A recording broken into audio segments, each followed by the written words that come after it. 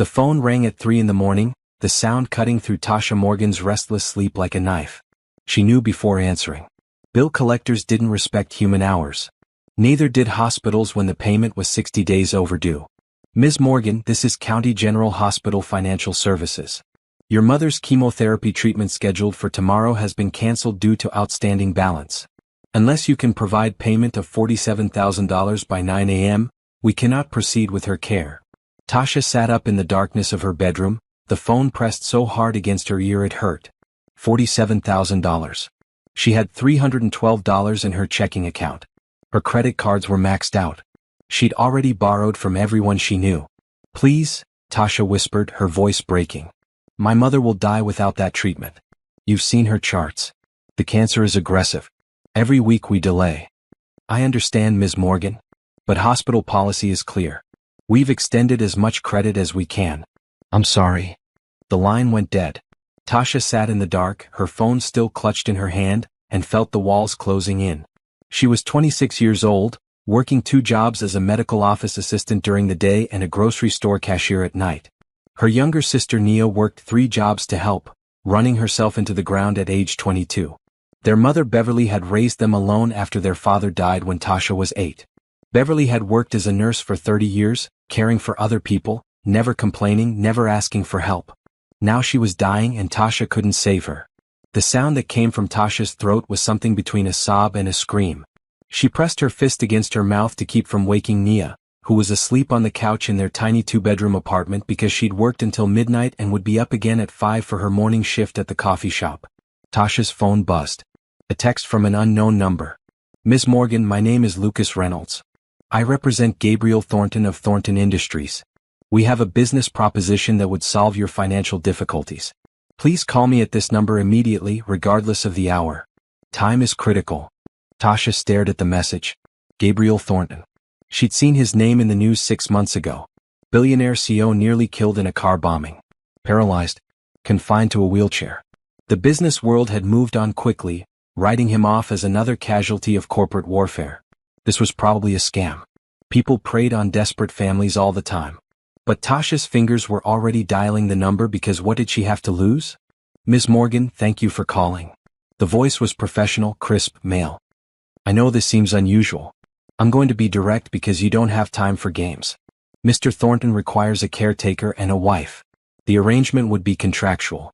In exchange for your services, you would receive $5 million deposited into your account immediately upon signing, plus full medical coverage for your mother at the country's best cancer treatment center, plus a monthly stipend of $50,000 for living expenses.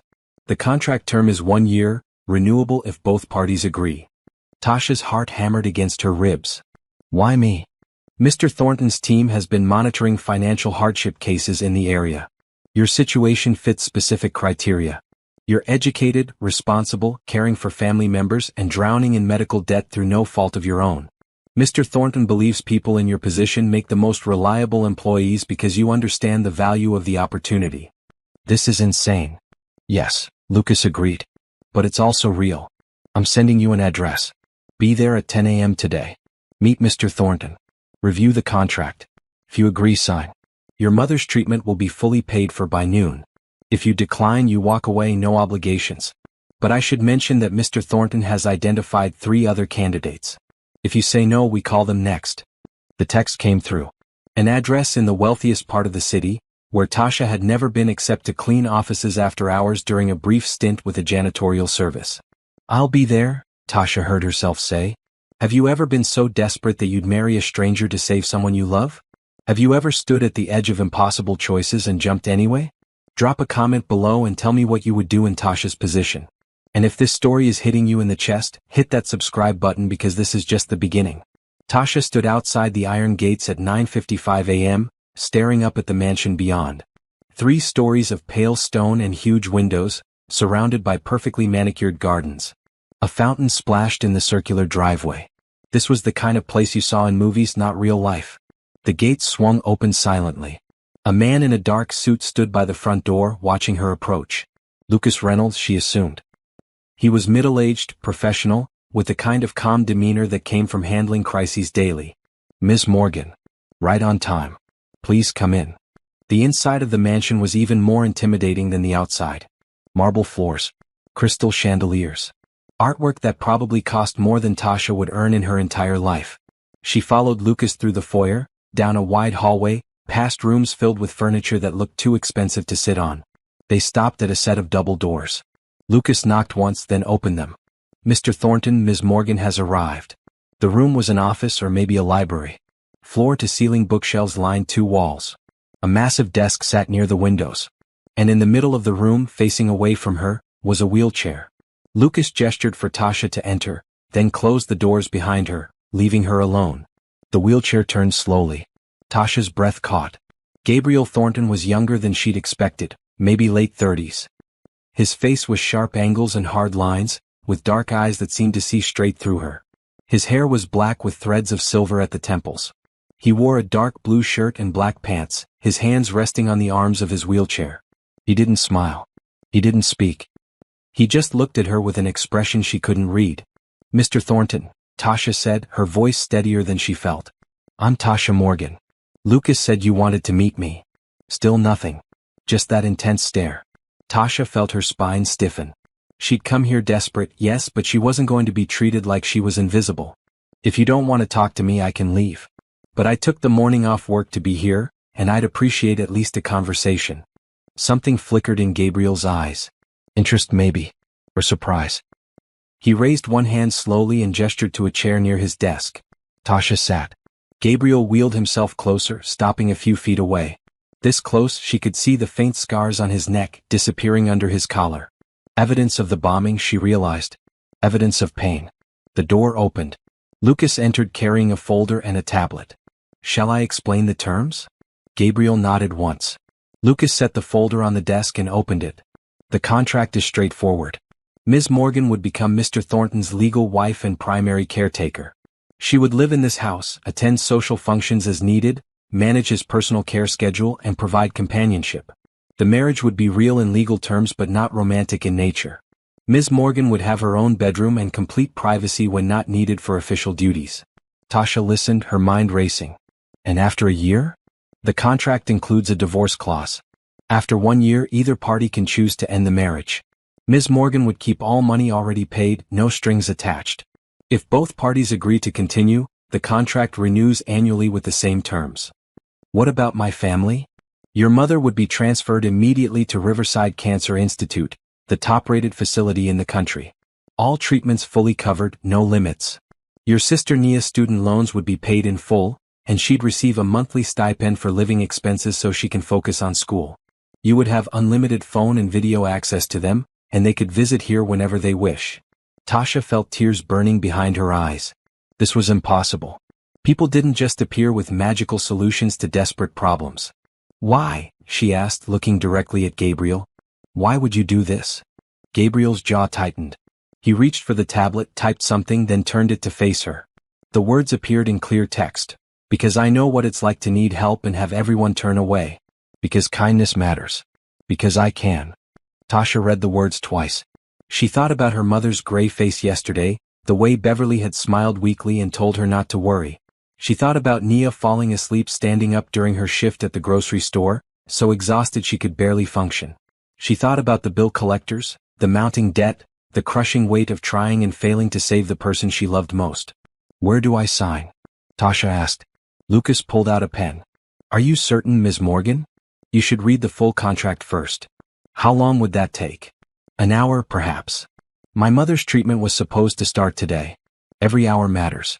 I trust that you're not trying to trap me into something horrible, because if you were, you wouldn't be offering me an escape after 1 year. Give me the pen." Lucas glanced at Gabriel, who nodded. Lucas handed Tasha the pen. She flipped through the pages, scanning the major points. It was all there, clearly written. $5 million deposited immediately. Medical care for Beverly. Financial support for Nia. 1-year term, renewable by mutual agreement. Divorce clause with no penalties. Tasha signed her name on the final page. Gabriel wheeled forward and signed his name below hers, his handwriting steady despite the tremor Tasha noticed in his fingers. "Done," Lucas said, taking the contract. "I'll process this immediately. Ms. Morgan, can you provide your bank account information?" Tasha pulled out her phone with shaking hands and gave him the details. Lucas stepped out of the room already making calls. She was alone with Gabriel again. He typed on his tablet and turned it toward her. Thank you. I should be thanking you, Tasha said. You just saved my mother's life. Gabriel typed again. You gave up your freedom. That deserves thanks. I didn't give up anything, Tasha said, surprised by her own honesty. I was drowning. You threw me a rope. That's not sacrifice. That's survival. Gabriel studied her for a long moment. Then he typed 3 more words. I'm glad. Lucas returned, his expression professionally pleased. Ms. Morgan, the money has been transferred. Check your account. Tasha opened her banking app with trembling fingers. The screen took a moment to load. Then the number appeared. $5,014.22. She stared at it until the numbers blurred. Your mother's transfer to Riverside has been arranged, Lucas continued. An ambulance will pick her up this afternoon. Nia's loans have been paid and her stipend account established.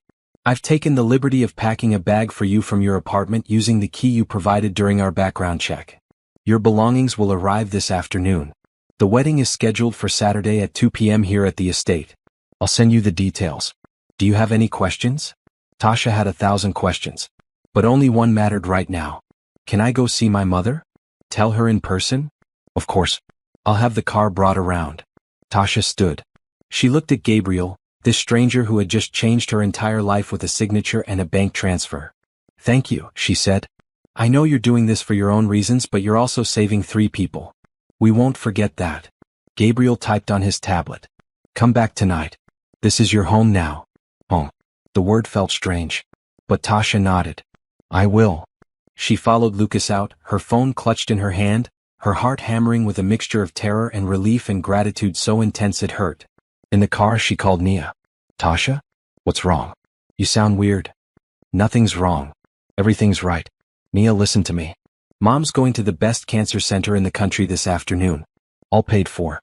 Your student loans are gone. You can quit those extra jobs. You can focus on school. Silence. Then, what did you do? I got married. You what? I'll explain later. But trust me, okay? This is good. This is all good. I need you to be with Mom when they transfer her. Tell her I love her. Tell her I'm fixing everything. Tasha, you're scaring me. Don't be scared. Be happy. I'll call you tonight. I promise. Tasha ended the call and stared out the window as the car drove through the city. She just agreed to marry a man she didn't know, a man who couldn't speak, a man in a wheelchair, a man whose enemies had tried to kill him. She'd agreed to live in his house, carry his name, play the role of his wife in front of the world. And she didn't regret it for a single second.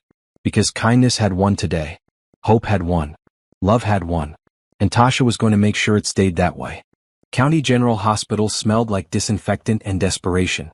Tasha walked through the hallways with purpose now, past the nurse's station where she'd begged for payment extensions last week, past the financial services office where she'd cried yesterday. Now she had power. Now she had money. Now she could save her mother. Beverly Morgan was sitting up in bed when Tasha entered the room, her head wrapped in a bright yellow scarf she'd worn since losing her hair 3 months ago. Her face was thin, her skin gray, but her eyes lit up when she saw Tasha. Baby, what are you doing here? Don't you have work? Mom, I need to tell you something. Tasha sat on the edge of the bed and took her mother's hands. They felt so fragile like bird bones. You're being transferred to Riverside Cancer Institute this afternoon. Beverly blinked. What? Honey, we can't afford that. Yes, we can. I got a new job. A really good job. Everything's paid for. The best doctors, the best treatment, everything. Tasha, what kind of job pays for that kind of care? A complicated one. Tasha took a breath. Mom, I got married this morning. Beverly's mouth fell open. You what? His name is Gabriel Thornton. He's a businessman. He needed a wife for contractual reasons and I needed money for your treatment. It's a business arrangement, but it's legal and it's safe and it means you get to live. So I did it. Tears spilled down Beverly's cheeks. Baby, no. You can't sacrifice yourself for me. It's not a sacrifice, Tasha said firmly. And we don't have time to argue about it. The ambulance is coming in 2 hours. Nia's going to ride with you. I'll visit you at Riverside tomorrow after I get settled. But Mom, please understand. This was my choice. I'm not trapped. I'm not in danger. I'm just married to someone I don't love yet. Plenty of people do that and figure out the love part later. Yet? Beverly said, catching the word. Tasha shrugged. He's not a bad man, Mom. I can tell. He's hurt and alone and people have abandoned him. Maybe we'll become friends. Maybe more. Maybe nothing. But for right now, he's the person who saved your life and I'm grateful. Beverly pulled Tasha into a hug, holding her as tight as her weak arms could manage. You have such a good heart, baby. Always have. Just promise me you'll be careful. Promise me you'll leave if it gets bad. I promise, but I don't think it will. I'll call you tonight. Tasha stayed until Nia arrived, breathless from running straight from work. Nia had their father's height and their mother's smile, and right now she looked terrified and confused and relieved all at once. Tell me everything, Nia demanded. Later, Tasha said. Right now just take care of Mom. I'll explain when I see you tomorrow. She hugged them both and left before her courage could crack. The car Lucas had sent was waiting outside. The driver, an older man who introduced himself as Mr. Peterson, asked politely about her day and didn't pry when she gave vague answers. They drove back to the mansion, through gates that swung open at their approach, past gardens that probably required a full-time staff to maintain. Lucas met her at the door. Your room is ready, Miss Morgan? Or should I say Mrs. Thornton? The name hit her like a physical thing. Mrs. Thornton. She was married. This was real. Tasha is fine, she said. Of course. Follow me, please. He led her upstairs, down a hallway lined with closed doors and oil paintings of people she didn't recognize. They stopped at a door near the end. Lucas opened it and gestured her inside. The room was bigger than her entire apartment. A massive bed with a green bedspread dominated one side. Floor-to-ceiling windows looked out over the gardens. There was a sitting area with a couch and chairs, a desk, a television, and 3 doors that opened to reveal a bathroom, a walk-in closet, and a small private balcony. Mr. Thornton's room is down the hall, Lucas said.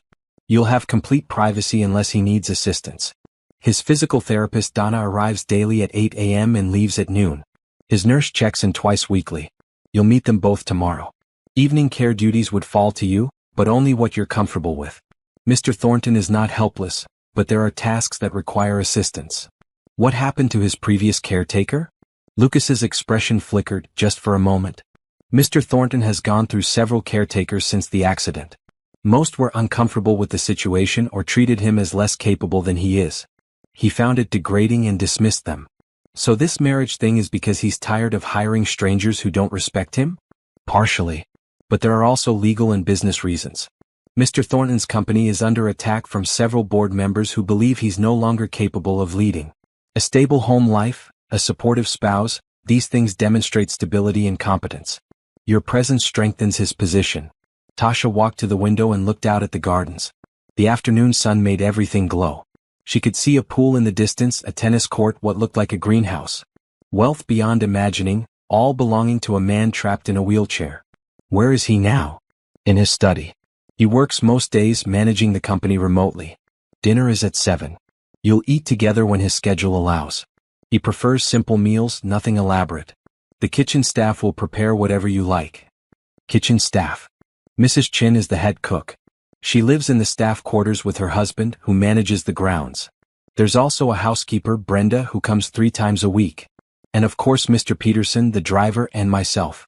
We're all aware of the nature of your marriage and we're here to help make this arrangement work smoothly. It was surreal.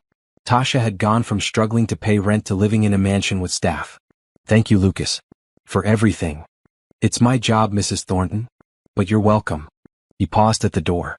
For what it's worth, I think you'll be good for him. He needs someone who sees him as a person, not a problem.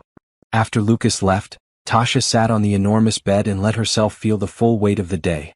Married. $5 million in her bank account. Her mother on the way to the best cancer center in the country.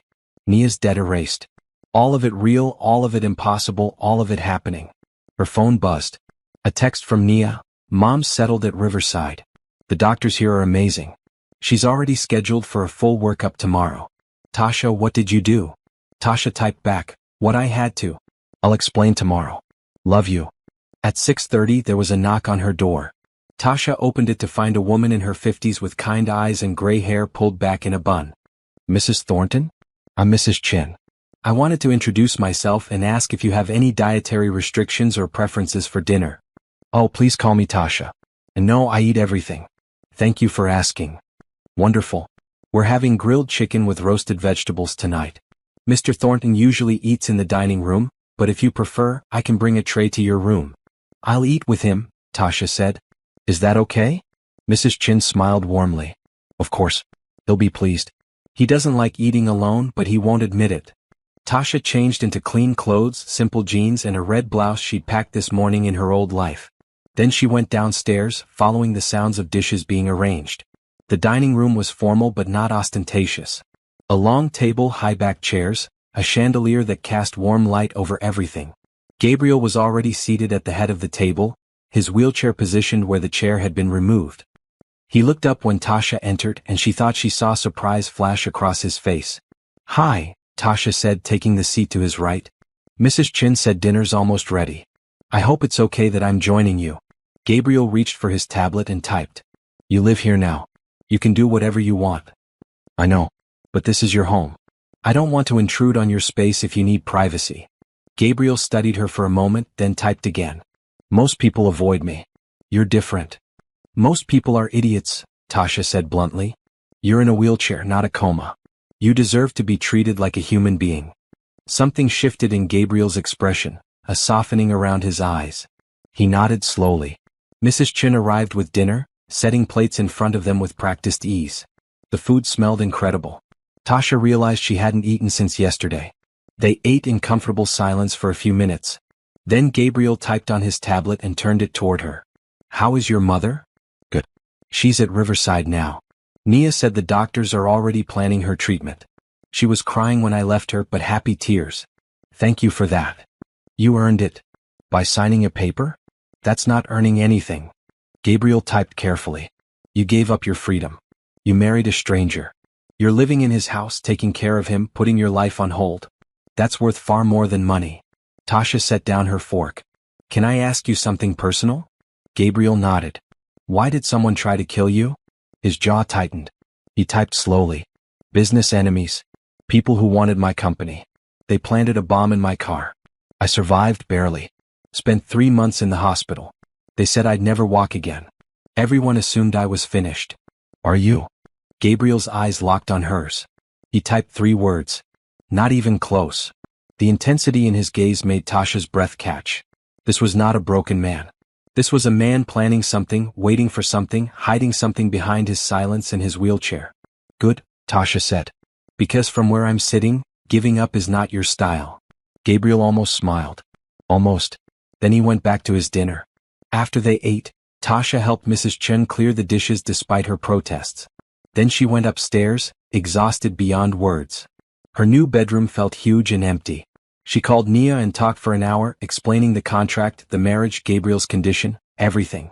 Nia was skeptical but supportive. Just be careful, Nia said. Rich people don't give away millions for nothing. I know. But so far, everyone's kept their promises. Mom's getting treatment. You're debt-free. That's what matters. What about you, Tasha? What do you matter? I matter too, Tasha said softly. But right now, this is where I need to be. After the call, she lay in her enormous bed and stared at the ceiling. Today she'd become Tasha Thornton, wife of a billionaire, caretaker of a man she barely knew. Tomorrow the real work would begin. But tonight, for the first time in months, she fell asleep without fear crushing her chest. Tonight hope was winning. And that was enough. Saturday morning arrived with pale sunlight streaming through Tasha's bedroom windows. She'd been living in the mansion for 4 days now, and the routine was starting to feel almost normal. Wake up, join Gabriel for breakfast, watch Donna work with him on physical therapy exercises, spend the afternoon reading or video chatting with her mother and Nia, dinner with Gabriel, evenings alone in her room. Gabriel remained distant but not unkind.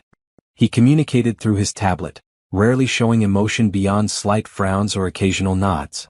Tasha had learned to read his body language, the way his shoulders tensed when he was frustrated, the way his fingers drummed on his wheelchair's armrest when he was thinking. He was brilliant, that much was obvious from the business calls she overheard.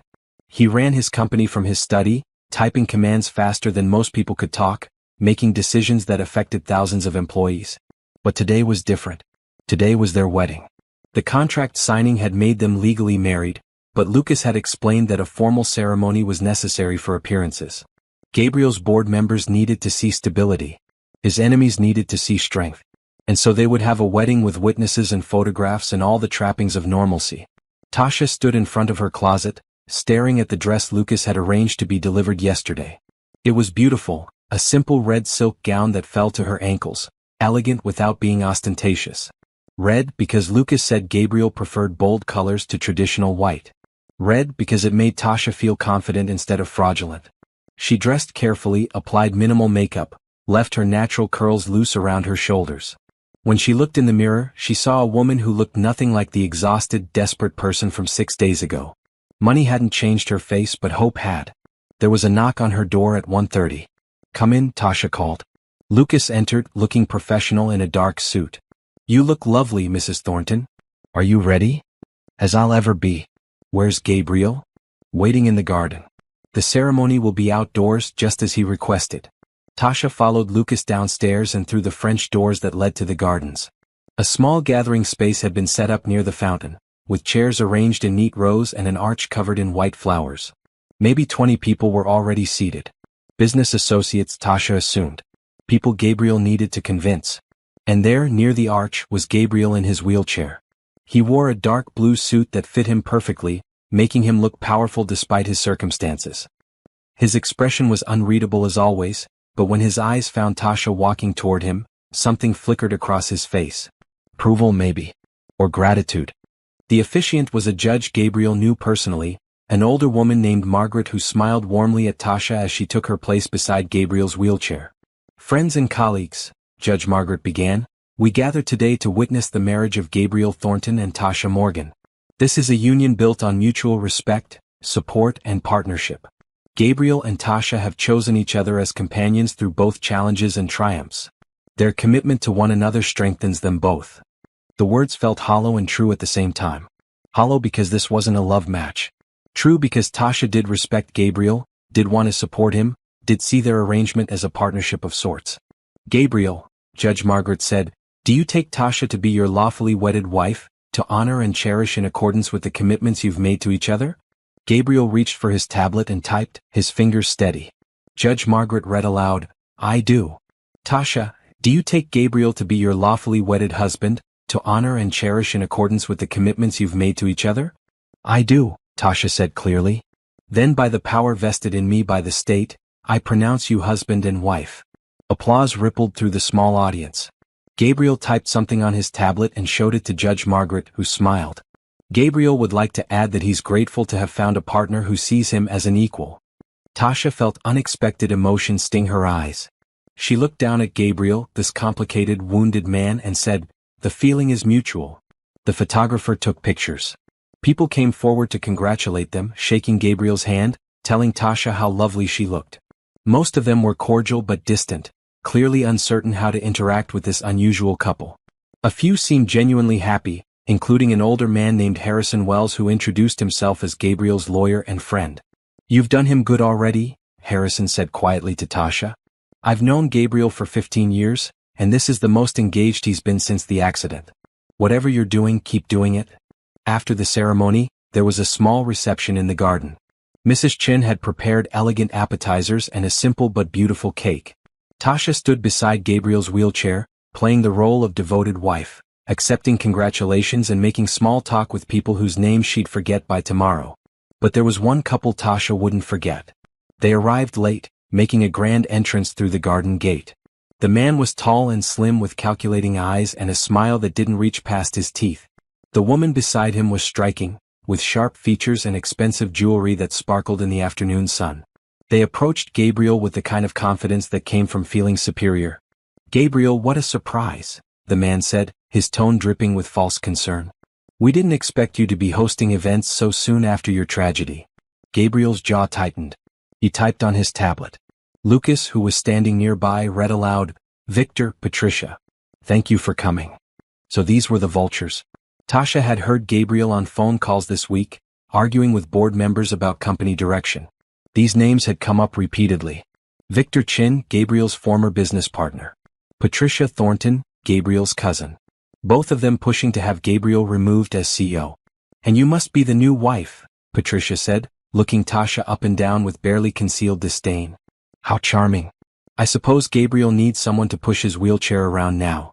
Tasha felt anger flash hot in her chest, but she kept her expression pleasant.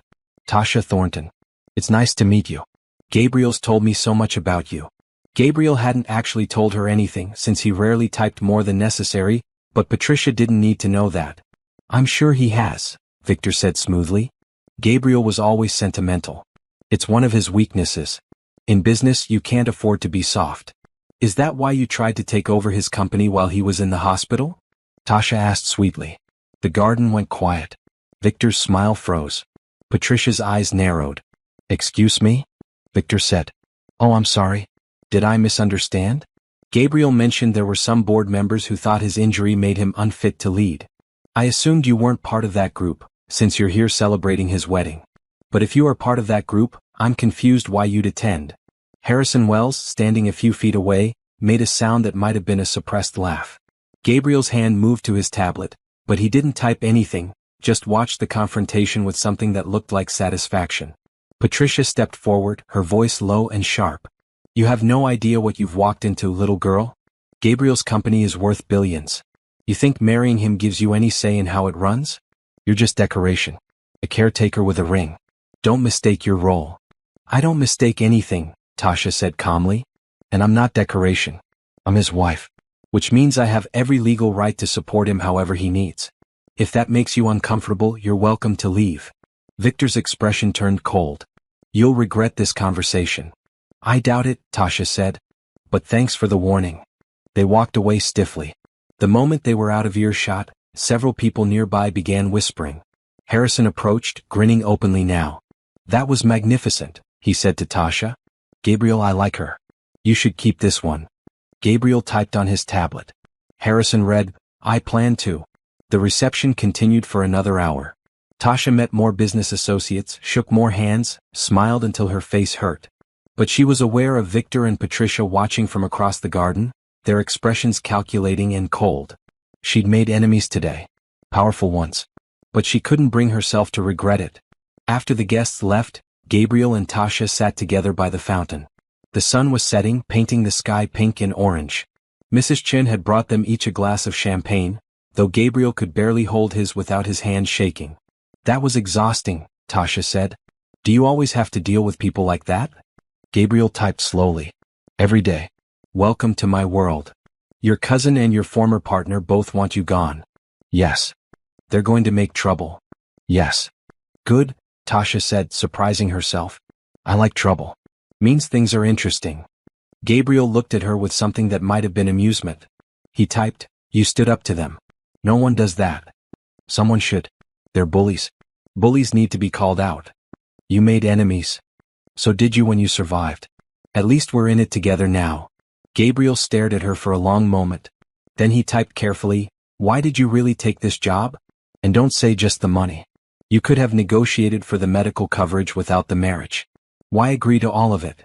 Tasha considered her answer. Because you were honest about what it was. A business arrangement, but one with respect built in. You didn't lie to me. You didn't pretend it was something it wasn't. And because I saw the way people look at you, like you're already dead, and I thought that must be the loneliest thing in the world. Nobody should be that alone. Gabriel's eyes glistened just for a second. He looked away toward the sunset and didn't type anything else.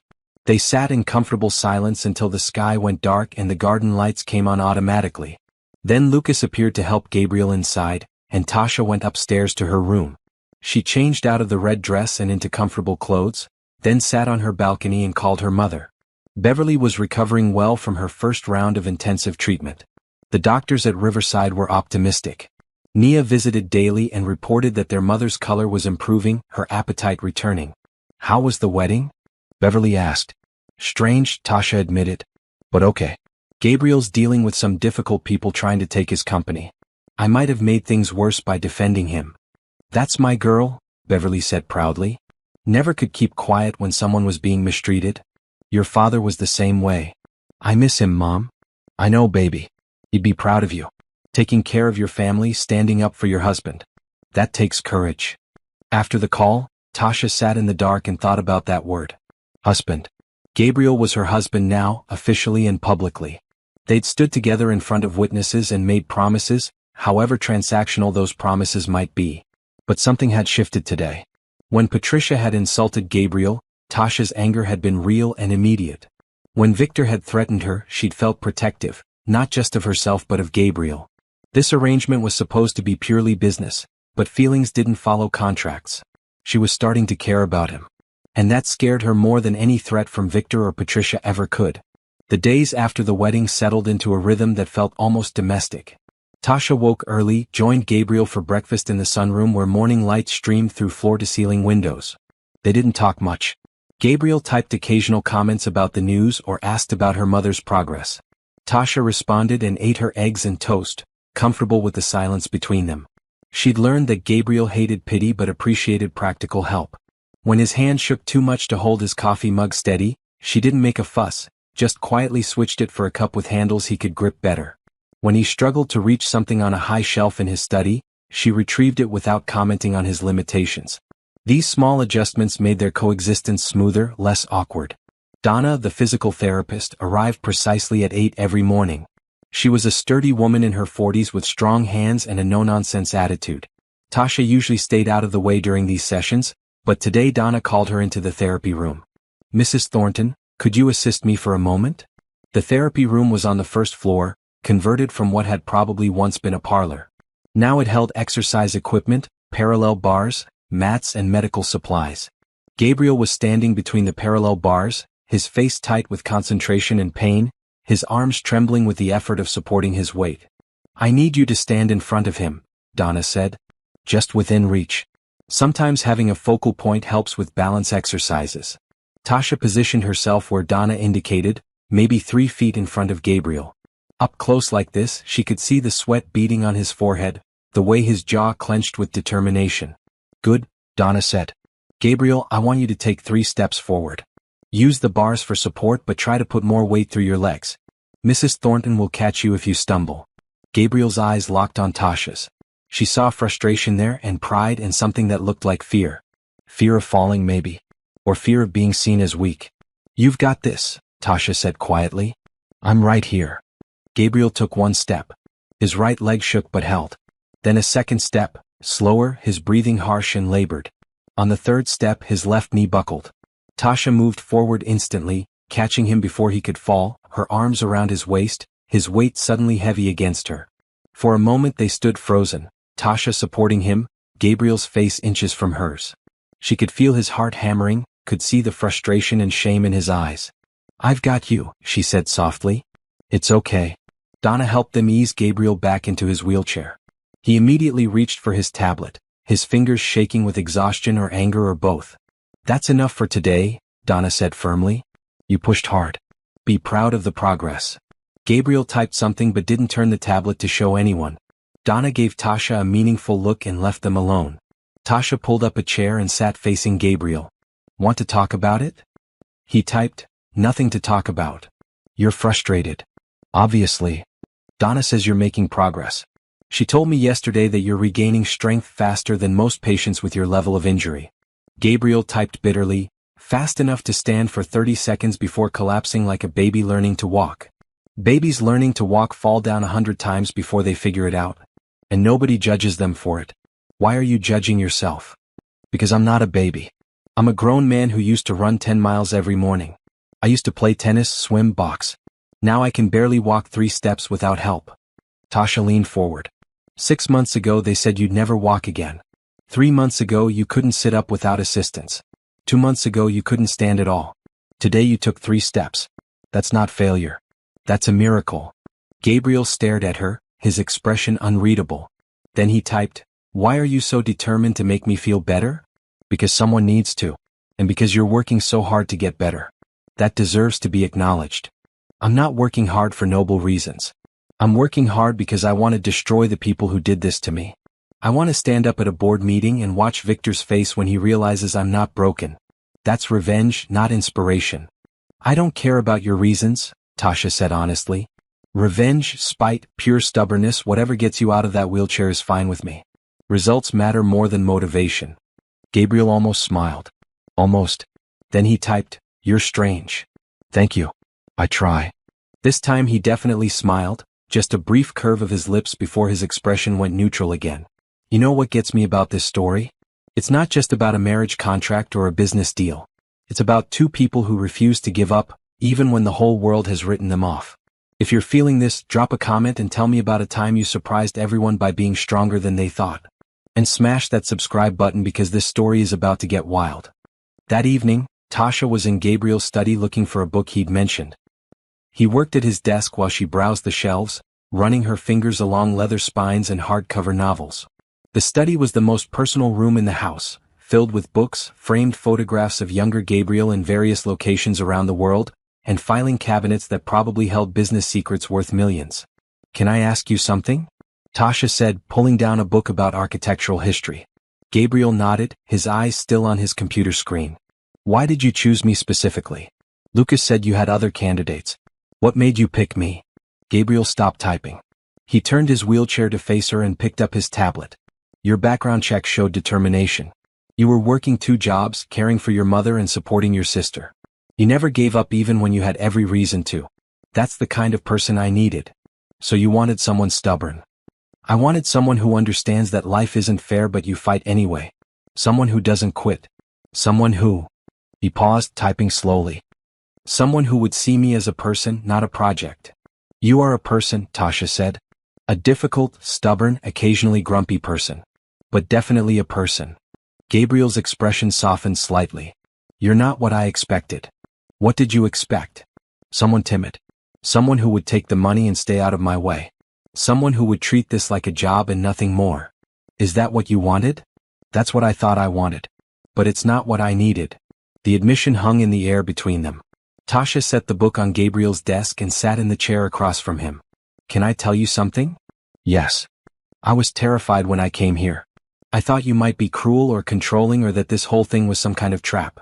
But you're not any of those things. You're just lonely and hurt and angry at the world. I understand that. I felt that way too. When my dad died. I was 8 years old. He had a heart attack at work, just collapsed and died. No warning, no goodbye. One day I had a father who taught me how to ride a bike and made me pancakes on Sundays. The next day he was gone and my mom was crying and Nia was too little to understand why everything changed. I was so angry. Angry at my dad for leaving us, angry at the world for being unfair, angry at everyone who still had their fathers. That anger lasted for years. What changed? My mom. She was grieving too, but she got up every morning and went to work and took care of us and never complained.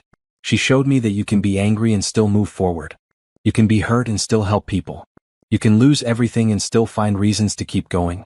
She taught me that giving up is a choice and we don't make that choice in our family." Gabriel typed carefully. "Your mother sounds extraordinary." "She is. And that's why I married you. Not just for the money, though that mattered. But because helping her taught me that sometimes the bravest thing you can do is accept help. Sometimes strength looks like saying yes when pride wants you to say no. You helped my family. Now I help you. That's how it works." Gabriel studied her for a long moment. Then he typed, "I'm glad you said yes." "Me too." They worked in comfortable silence for the rest of the evening. Tasha read her book while Gabriel typed away at his computer, managing his company from behind a screen. The quiet felt companionable rather than awkward. Around 9, Gabriel's phone rang. He answered it on speaker, and Tasha recognized Harrison Wells' voice. "Gabriel, we have a problem. Victor called an emergency board meeting for Friday. He's pushing a motion to have you declared medically incompetent to run the company." Gabriel's jaw tightened. He typed rapidly and the computer's voice read his words aloud. "On what grounds?" "He's got doctors willing to testify that your injuries prevent you from fulfilling CEO duties. He's arguing that your marriage was a desperate attempt to appear stable but that you're really deteriorating. He's got board members lined up to support him." Tasha felt anger rise in her chest. She leaned forward. "Can he actually do that? Mrs. Thornton? I didn't realize you were there." "Yes, unfortunately he can call for a competency hearing. If the board votes in his favor, Gabriel would be removed as CEO and Victor would take over." "That's not happening," Tasha said firmly. "What do we need to do?" Harrison paused.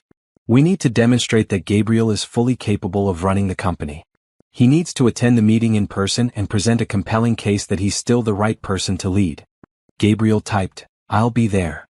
"Gabriel, are you sure? It'll be contentious. Victor will try to humiliate you." "I'll be there," Gabriel typed again. "And I won't be alone. My wife will be with me." Tasha met Gabriel's eyes and nodded. "Absolutely. They want a fight, we'll give them one." After Harrison hung up, Gabriel typed, You don't have to do this. The contract doesn't require you to attend business meetings. I know. But we're a team now. And Victor made this personal when he insulted you at our wedding. I want to be there when you prove him wrong. Gabriel's expression was unreadable, but his eyes held something that looked like gratitude mixed with surprise. He typed slowly, "Thank you." That night, Tasha lay in bed thinking about the board meeting. She didn't know much about corporate politics, but she understood bullies. Victor was trying to take advantage of Gabriel's vulnerability, trying to use his injury as a weapon against him. People like that counted on their victims being too weak or too proud to fight back. But Gabriel wasn't weak. And Tasha had learned long ago that sometimes the best response to a bully was to stand up and refuse to back down, no matter how scary it seemed. She fell asleep planning, strategizing, preparing for a fight that was about more than just business. This was about dignity and respect and refusing to let cruel people win. And Tasha Morgan Thornton had never been good at losing. The next morning, Tasha found Gabriel in his study before sunrise, already dressed in a dark green button-down shirt and black slacks, his wheelchair positioned in front of multiple computer monitors displaying financial reports and company data. "Did you sleep at all?" she asked from the doorway. Gabriel glanced up, typed quickly. "No. Too much to prepare. Board meeting is in 4 days." Tasha crossed the room and looked at the screens. Numbers and charts and legal documents filled every monitor. "Can I help?" "You don't know corporate finance." "No, but I know how to research and organize information." "Put me to work." Gabriel studied her for a moment, then typed, "Harrison is coming this afternoon. We're reviewing evidence. You can help with that." "Evidence of what?" Gabriel's expression darkened. He typed carefully as if choosing each word with precision. "Evidence that Victor and Patricia tried to kill me." Tasha felt her blood run cold. "You know it was them?" "I've known since I woke up in the hospital.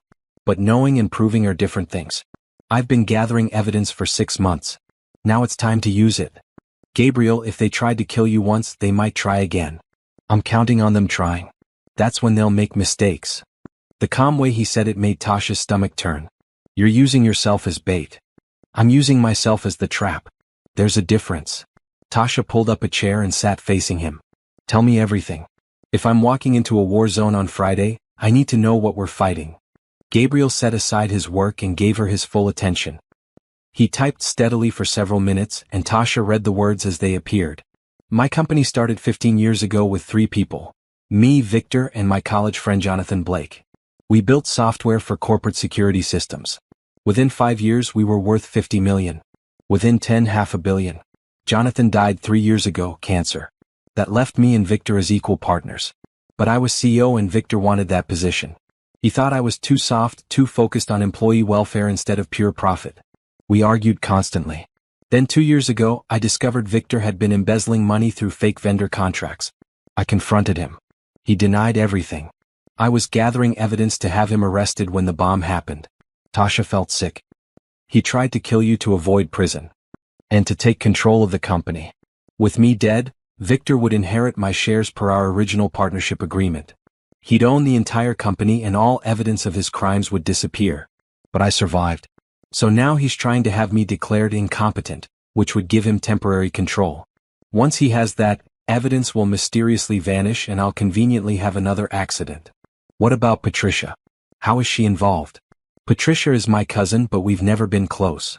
She works in the company's financial department. She helped Victor set up the fake vendor accounts in exchange for a cut of the money. She also stands to inherit a portion of my estate if I die without children. Together, they have motive and opportunity. And the board members who support them? Some are being bribed. Some are true believers in Victor's leadership. Some are just cowards who want to back the winning side. Friday's meeting will determine who has enough courage to stand with me." Tasha absorbed all of this, her mind racing. "What's your plan?" Gabriel's eyes gleamed with something dangerous. "Expose them publicly at the meeting. Present the evidence. Let them dig their own graves while the board watches. Then hand everything to the federal investigators Harrison has already contacted." "That's risky. What if the board votes to remove you before you can present evidence?" "Then we move to Plan B." "Which is?" Gabriel smiled, a sharp, predatory expression that reminded Tasha he hadn't built a billion-dollar company by being passive. "Scorched earth. I tank the stock price, trigger poison pill provisions in the company charter, and make sure Victor inherits a smoking crater instead of an empire." If I can't have my company, neither can he. That's insane. That's business. They worked together all morning reviewing documents Harrison had prepared. Financial records showing money moving through fake accounts. Emails between Victor and Patricia discussing the embezzlement. Security footage from the parking garage where Gabriel's car had been parked before the bombing. Witness statements from employees who'd seen Victor acting suspiciously that day. The evidence was damning. But Gabriel was right. Presenting it at exactly the right moment was crucial. Too early and Victor would have time to fabricate explanations. Too late and the board might vote before hearing the truth. Harrison arrived at noon, carrying 3 briefcases full of additional documentation. He was a sharp-featured man in his 60s with gray hair and the kind of steady competence that came from 40 years of legal battles. "Mrs. Thornton," he said warmly, shaking Tasha's hand. "Thank you for supporting Gabriel through this. He needs allies right now." They spread documents across Gabriel's desk and the conference table in his study, creating a timeline of Victor's crimes. Tasha made herself useful by organizing papers, creating visual aids, and asking questions that helped clarify the evidence. "The prosecutors are ready to move once we present this at the board meeting," Harrison explained. "They've been investigating Victor for 6 months based on Gabriel's initial evidence. Friday's meeting is the trap. Victor will think he's won and that's when we spring it." "What if he doesn't show up?" Tasha asked. "He'll show up," Gabriel typed. "His ego won't let him miss the moment he destroys me." Around 3 in the afternoon the doorbell rang. Lucas answered it, and moments later Patricia Thornton walked into the study uninvited, her expression cold and calculating. "Well, isn't this cozy?" Patricia said, looking around at the documents spread everywhere. "Planning your defense, Gabriel? It won't help. The board's already made up their minds." Gabriel typed, "You're not welcome here. Leave." "I'll leave when I'm ready. This is still partially my family's estate after all. I have just as much right to be here as your little purchased wife." Tasha stood, anger flashing through her. "You need to leave now." Patricia laughed. "Or what? You'll call security? Don't make me laugh. You're nothing." A temporary inconvenience Gabriel hired to make himself look stable. "Everyone knows this marriage is a joke. The only joke here is you thinking you'll get away with attempted murder," Tasha said flatly. Patricia's expression faltered just for a second. "Careful what you accuse people of. Slander is actionable. Truth is a defense," Harrison said calmly. "And we have plenty of truth." Patricia's eyes narrowed. She looked at the documents on the table, clearly trying to see what evidence they had. "You can't prove anything. And even if you could, Victor has the board in his pocket." Gabriel's finished. "He just doesn't know it yet." Gabriel wheeled himself forward until he was directly in front of Patricia. Even sitting in his wheelchair, something about his presence was intimidating. He typed slowly, each word deliberate. "You tried to kill me. You planted a bomb in my car. You thought I'd die quickly and you could steal everything I built. But I didn't die. And now I'm going to take everything from you instead. Your job. Your reputation. Your freedom. Friday is your last day of walking around like you won. After that, you'll spend the next 20 years in prison thinking about what you did." Patricia's face went pale, then red. "You're delusional. The bombing was investigated. They never found who did it. You have no proof." "I have security footage," Gabriel typed. "I have your emails. I have Victor's financial records. I have witnesses. I have everything. And on Friday the whole board will see it. Along with the federal agents who'll be waiting to arrest you both." For a moment, Patricia looked genuinely frightened. Then her expression hardened. "You're bluffing. If you had real evidence, you would have gone to the police months ago." "I was building an airtight case," Gabriel typed. "I wanted to make sure you couldn't weasel out of it. Now I'm done building. Now I'm ready to destroy you." Patricia backed toward the door, her confidence cracking. "Victor won't let this happen. He has contingencies." "So do I," Gabriel typed. "Get out of my house." Patricia left, her heels clicking sharply on the marble floors. After she was gone, Harrison let out a low whistle. "That was either very smart or very stupid. You just warn them you have evidence." "Good," Gabriel typed.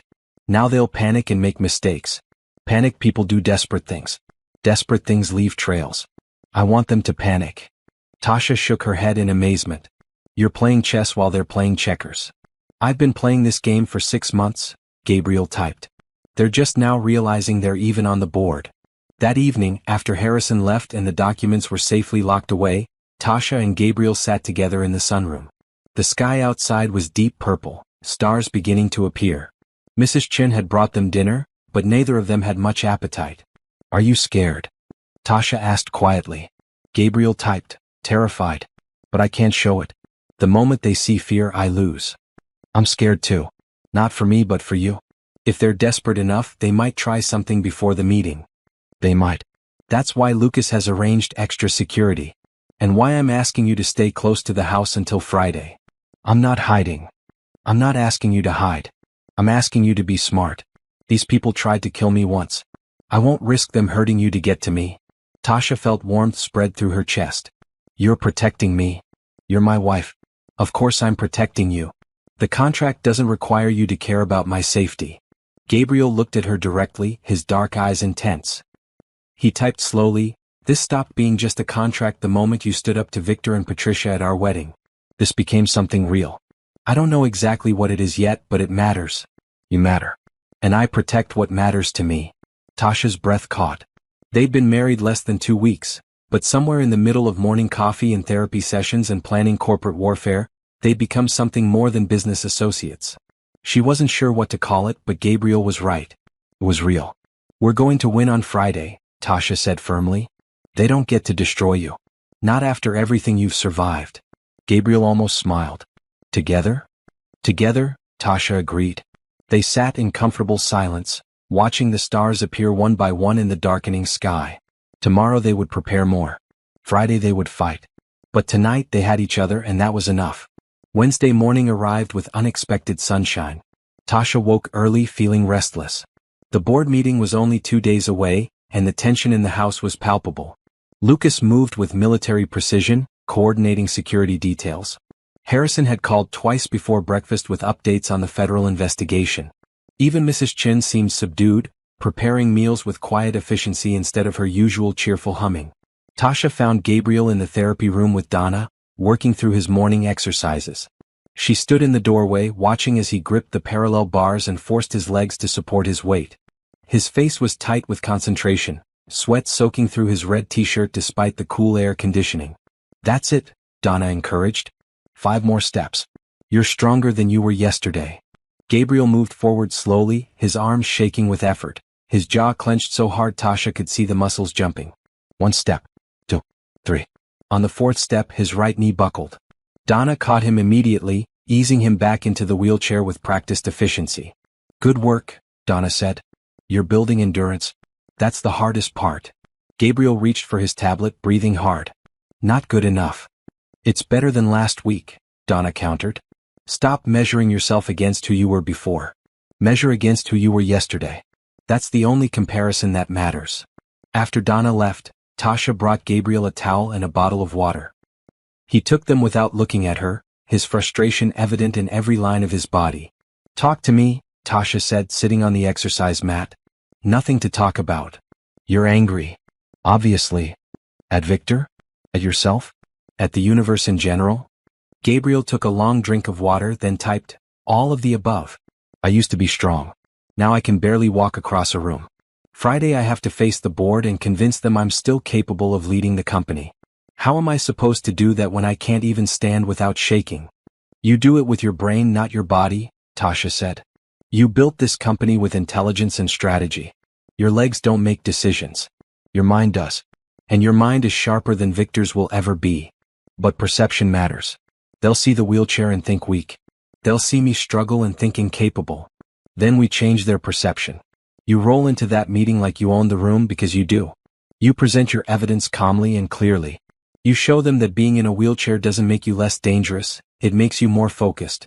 You spent 6 months watching and learning and planning while everyone underestimated you. That's power, not weakness." Gabriel stared at her. "You really believe that?" "I know that. I've watched you this past week. You're the smartest person I've ever met. You see patterns others miss. You think 5 steps ahead of everyone else. Victor might have working legs, but you have something better. You have patience and strategy and the absolute determination to win. That's going to carry you through Friday." Gabriel typed slowly, "Why do you have so much faith in me? Because I've seen you refuse to give up even when giving up would be easier. I've seen you work through pain that would destroy most people. I've seen you plan and strategize and build a case that's going to put your enemies in prison. That's not faith. That's observation. Gabriel's expression softened slightly. He typed, "I'm glad you're here." "Me too." Tasha's phone buzzed. A video call from Riverside Cancer Institute. She answered quickly and her mother's face filled the screen. Beverly looked better than she had in months, her skin healthier, her eyes brighter. "Hi baby," Beverly said warmly. "Just wanted to check in. The doctors say I'm responding really well to treatment. The tumors are shrinking." Tasha felt tears sting her eyes.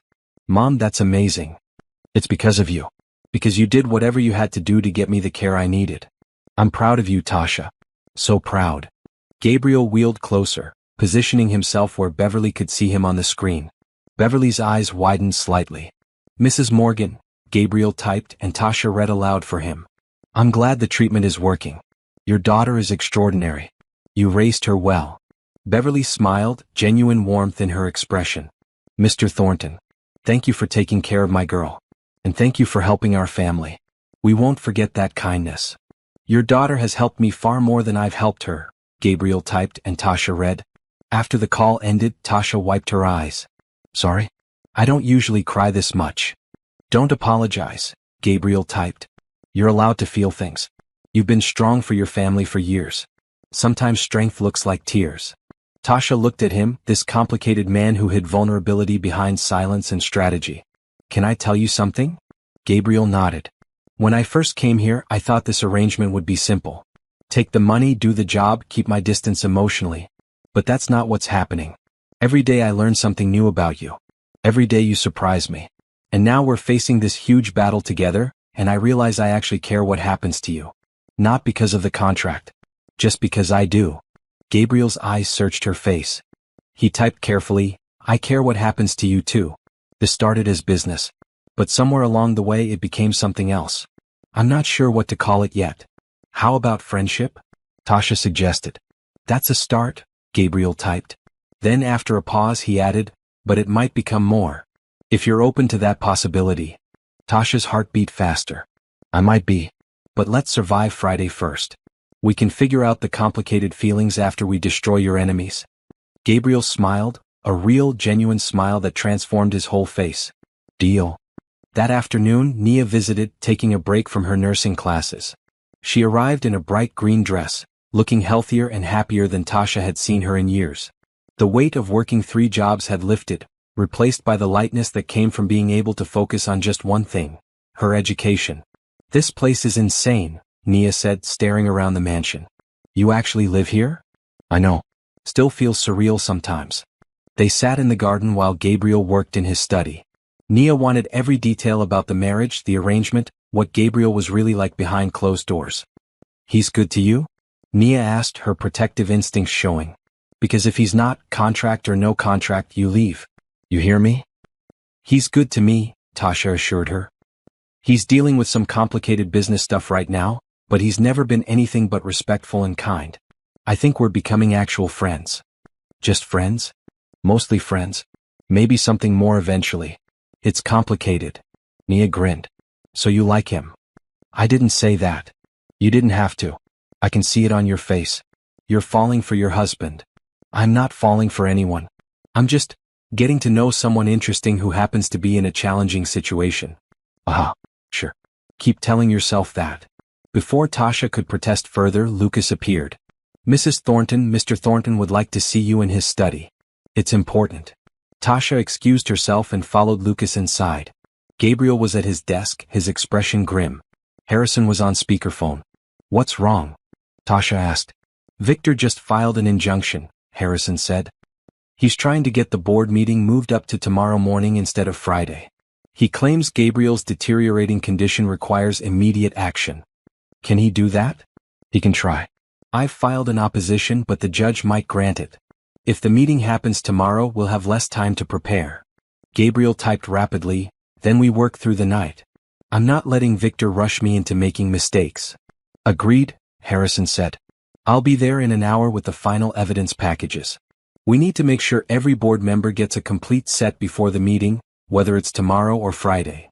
After Harrison hung up, Tasha pulled up a chair. "Tell me what to do. Help me organize the evidence presentation. We need it airtight.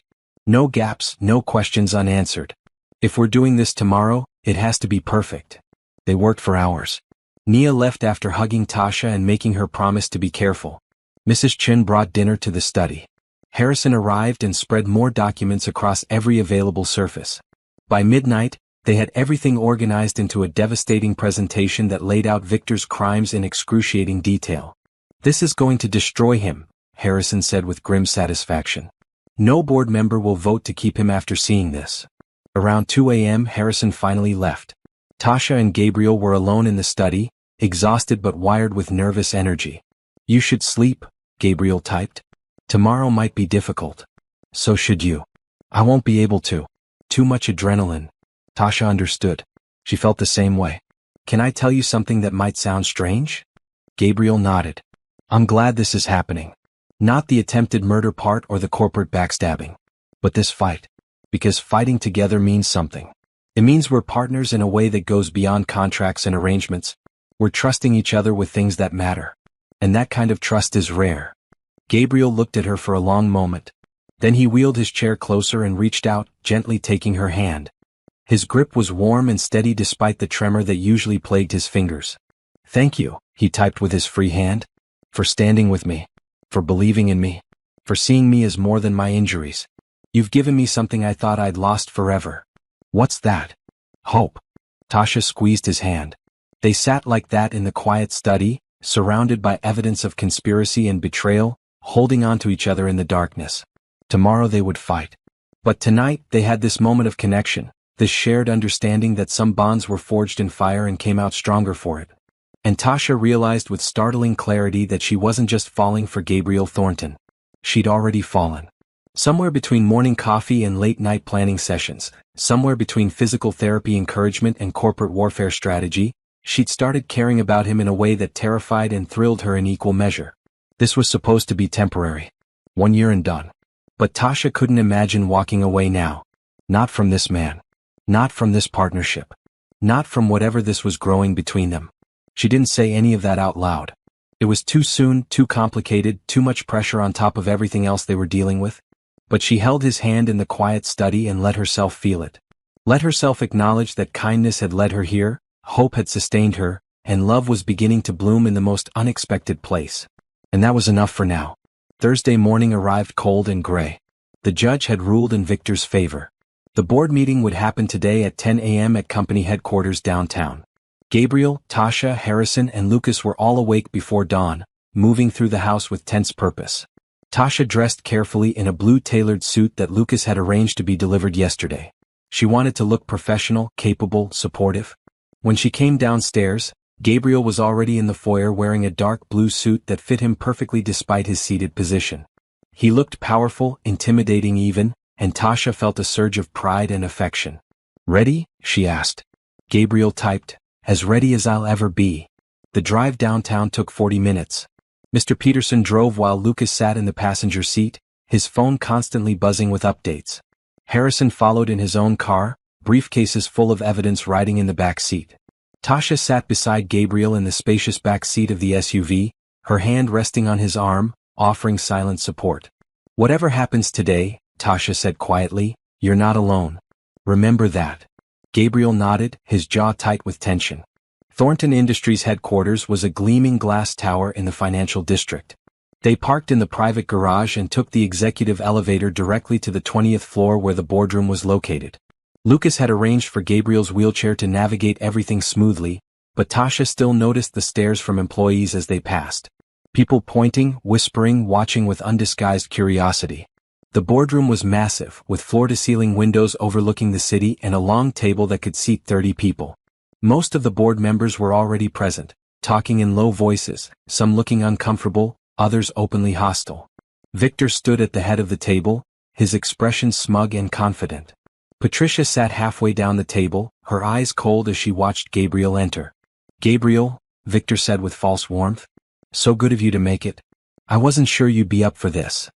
Gabriel wheeled himself to his usual seat at the table, with Tasha taking the chair immediately beside him. Harrison sat on his other side, opening his briefcases with calm efficiency. "Let's begin," said board member Martin Sheffield, a gray-haired man in his 70s who'd been with the company since the early days. Victor, you called this emergency meeting. The floor is yours. Victor stood, commanding the room with practiced ease. Thank you, Martin. I'll be direct. We're here to discuss Gabriel's capacity to continue as CEO. 6 months ago, he was nearly killed in a tragic car bombing. Since then, he's been unable to work from the office, unable to attend meetings in person, unable to perform basic functions required of a CEO.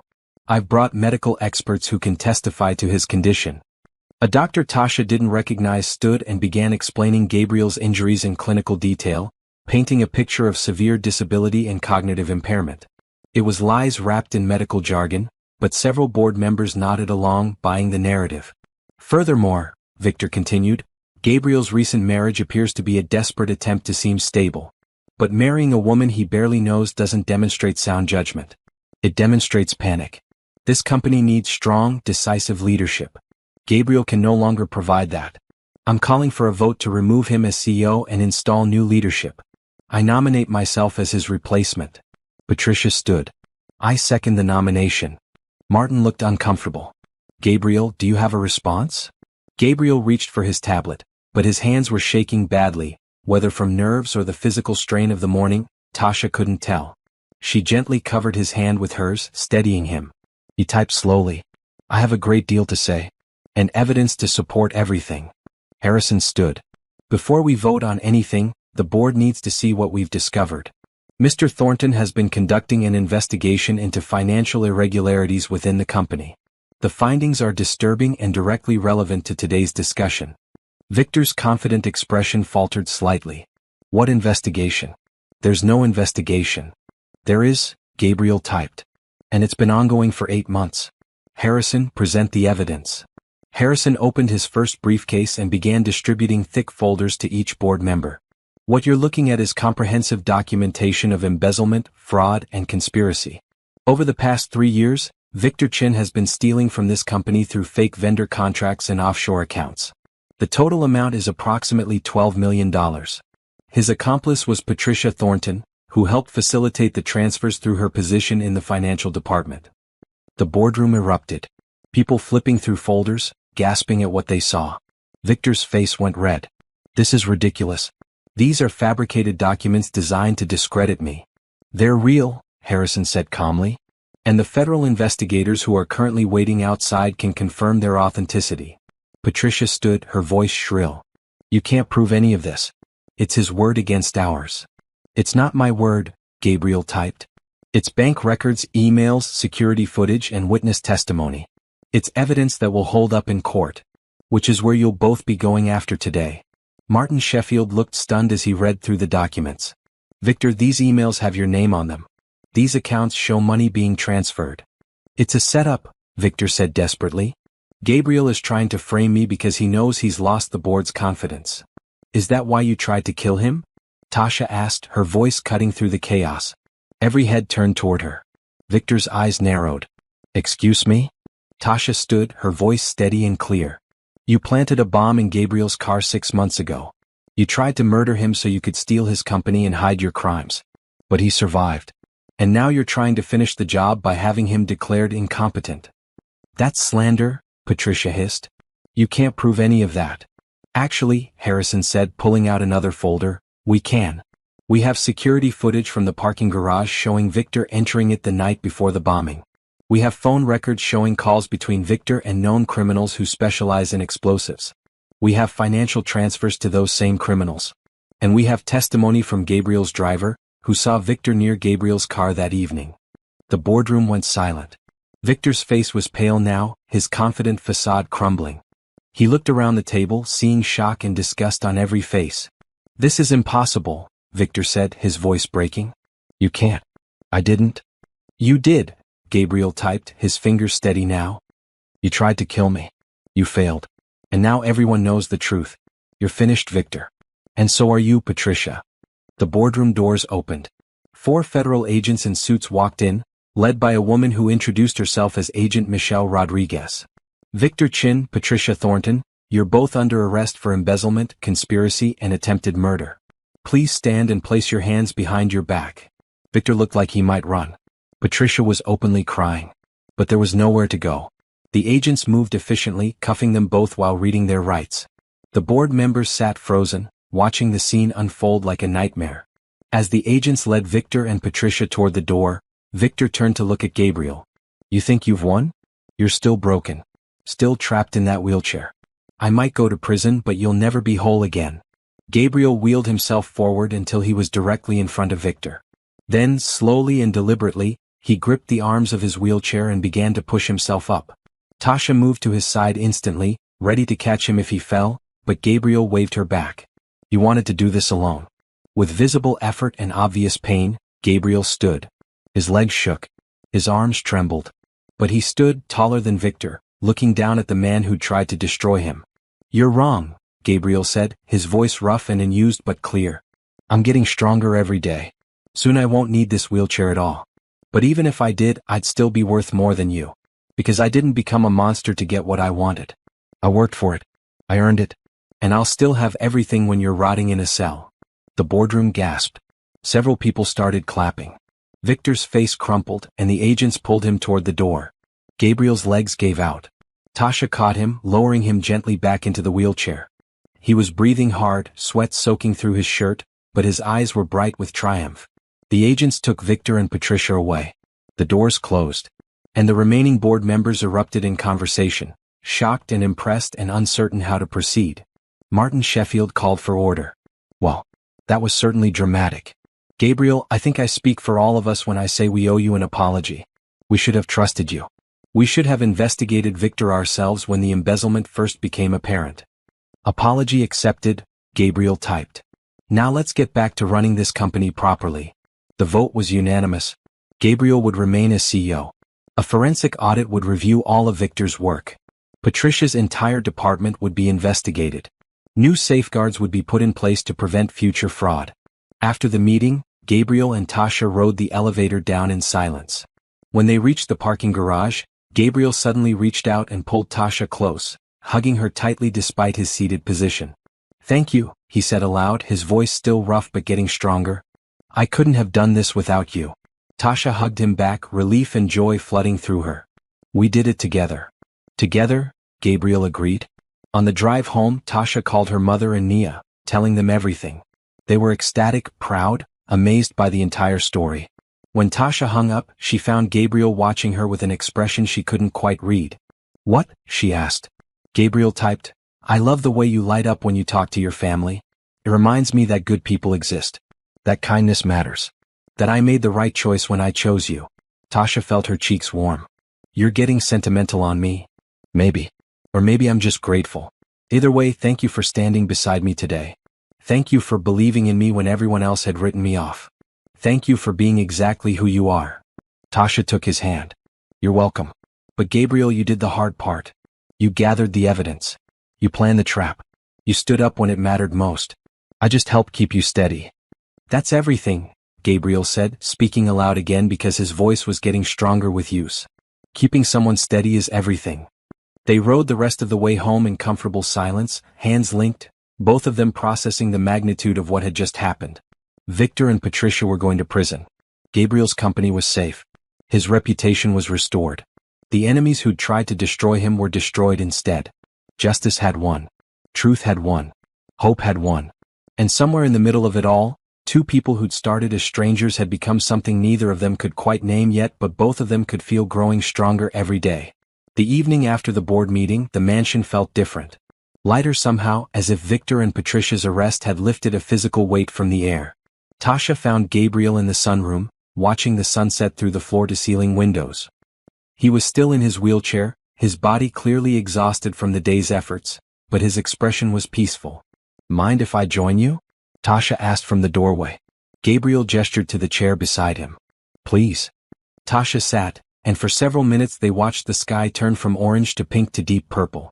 The silence between them felt comfortable, companionable, the silence of two people who'd fought a war together and survived. How are you feeling? Tasha finally asked. Sore. Tired. Relieved. Gabriel paused, then added, happy. Happy looks good on you. It feels strange. I've been angry for so long, I almost forgot what anything else feels like. What happens now? With the company, I mean. Gabriel leaned back in his wheelchair. I'll need to rebuild the board's trust. Show them I can lead effectively despite my limitations. The forensic audit will take months. We'll need to hire new financial staff to replace everyone Patricia corrupted. It's going to be exhausting work. But you'll do it. I'll do it. Because that's what I built this company for. Not just to make money but to prove that doing business ethically can still be profitable. Victor wanted to cut corners, exploit people, maximize profit at any cost. I wanted to build something sustainable and fair. Now I get to prove my way was right all along. Tasha smiled. See? Happy and righteous. What's next? You'll start volunteering at soup kitchens. Gabriel almost laughed. Don't push it. But actually, I've been thinking about something. All that money Victor stole, once we recover it through asset forfeiture, I want to put it toward a foundation. Something that helps families dealing with catastrophic medical debt. Families like yours. Tasha's breath caught. Gabriel, that's the right thing to do. You showed me how devastating medical debt can be. How it destroys families through no fault of their own. How people like your mother work their whole lives helping others and then get crushed by the very system they served. If I can use my resources to fix that even for a few people, maybe Victor's betrayal will have accomplished something good after all. You're going to make me cry again. Good tears or bad tears? The best kind. The grateful kind. They sat together as darkness fell completely, the garden lights coming on automatically, casting everything in soft white light. Mrs. Chen brought them dinner on trays since neither of them wanted to move, and they ate while discussing plans for the foundation, ideas for improving company culture, dreams for a future that felt possible now instead of impossibly far away. Around 9, Gabriel's phone rang. Harrison reporting that Victor and Patricia had been formally charged with multiple felonies. Both were denied bail due to flight risk. The trial would likely happen in 6 months. It's really over, Tasha said after Gabriel hung up. They're actually going to prison. Justice moves slowly but it moves. They'll pay for what they did. Do you feel better knowing that? Does revenge satisfy you? Gabriel considered the question carefully. It's not revenge exactly. It's accountability. They tried to kill me. They stole from the company. They hurt people. Consequences matter. Without consequences, evil people just keep doing evil things. But does it make you happy? No. What makes me happy is building something good instead of tearing something down. What makes me happy is sitting here with you, planning a foundation that will actually help people. What makes me happy is knowing I'm getting stronger every day. Revenge is cold. What we're doing here, this is warm. Tasha reached over and took his hand. You're a good man, Gabriel Thornton. I'm trying to be. You make it easier. How? You see the best in people. You believe in kindness even when the world gives you every reason not to. You remind me that being ruthless isn't the same as being strong. That showing mercy isn't weakness. That caring about people matters more than winning. Someone wise taught me that. Her name was Beverly Morgan. She raised 2 daughters alone after her husband died, worked as a nurse for 30 years, and never once complained about how unfair life was. She just kept showing up, kept caring, kept loving. If I'm good, it's because she taught me how to be. I'd like to meet her properly someday. Not just on video calls. When she's recovered enough, bring her here. Let her see that you're safe and happy. Let her see that the sacrifice you made for her led somewhere good. I'd like that. She'd like that too.